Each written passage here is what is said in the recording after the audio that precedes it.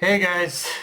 So, right at the gate, I love how disarmed Loki was after he told Luffy he was on Elbaf. Like, Luffy himself was so excited to have finally made it here that Loki was just stunned into silence and thinking, who the fuck is this kid? What the fuck is he? How the fuck is he so energetic kind of thing before he got a word in edgewise, which as a lot of people, let's be honest, a lot of people get that reaction when meeting Luffy for the first time. Now, granted, it is kind of interesting how looking back on Luffy's initial excitement before realization kicks in, that the image he and Usopp had in their heads is actually quite going to be quite a bit different from the reality of what they're of the picture that at least Loki is painting anyway right now. Also, slight tangent, but gotta say, shout out to Yuichi Nakamura. Man is earning his paycheck, because just with this episode alone, I'm already loving his performance as Loki. Like, I already had a good feeling about the performance from the last episode, but here Nakamura is stealing pretty much every moment every moment that he had on screen with Loki. And one thing I especially like is how, while there's a sinister kind of sounding tone to match his moniker as the Accursed Prince, you can also sense enough of the performative nature behind Loki's words that a lot of what he's saying is him putting the tone of what he's saying is in some ways him putting on an act to hide his true emotions, yet simultaneously true to his name, he's still doing a lot of lying through his teeth in a sense for his own benefit. And little subtleties like that already make Nakamura's performance work as well as it does for me. Like it's a great performance, frankly, and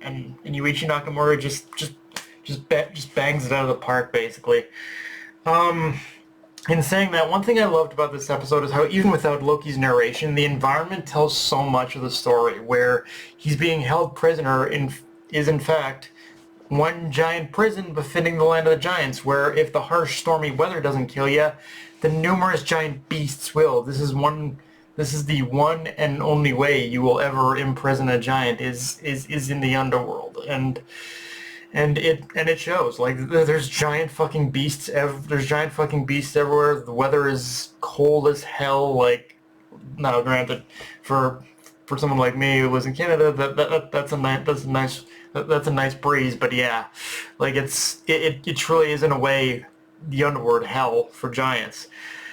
Of course, we also got a major reveal that carries over from last episode, which is that Elbaf isn't just a tree, but it's the tree of legend, the Jewel Tree Atom. So that in itself explains a lot about how Elbaf has survived for so long, even when it's being targeted by the world government, because their island is a near indestructible tree. Like, how is anyone supposed to destroy something like that? And it's also kind of the perfect way to hide any information away from the government that you'd want to keep secret, because the fact that the sun god keeps getting thrown around in conversation is raising a few eyebrows. Like, what knowledge does Elbaf have about Nika is becoming the million-dollar question already, just within this episode alone.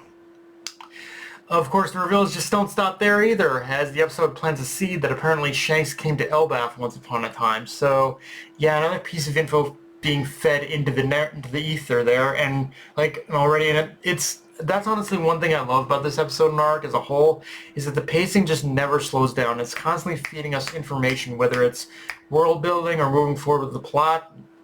Like it's always on the gas pedal.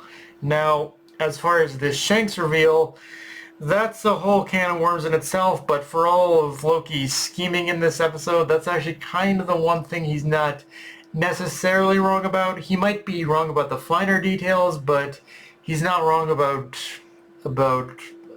Shanks having been here once upon a time.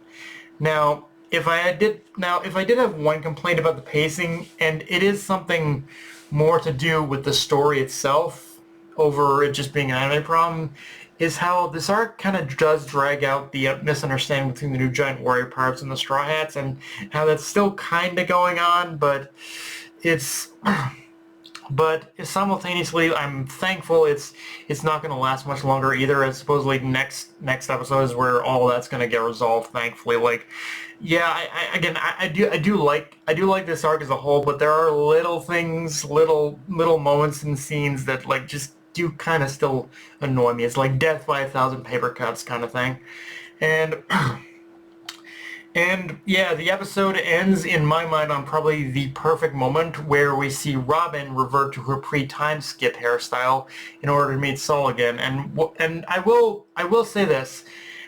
While I freely admit being one of the few weirdos who actually likes the Straw Hats post-time skip appearances, in in Robin's case, it is nice to see her sporting her old hairstyle again, especially with the whole like symbolism of her wanting to look like she did in the past, just so she could have a proper reunion with Saul again. Like just looking the way she as much the way she did when she was a kid. Just is that important to her?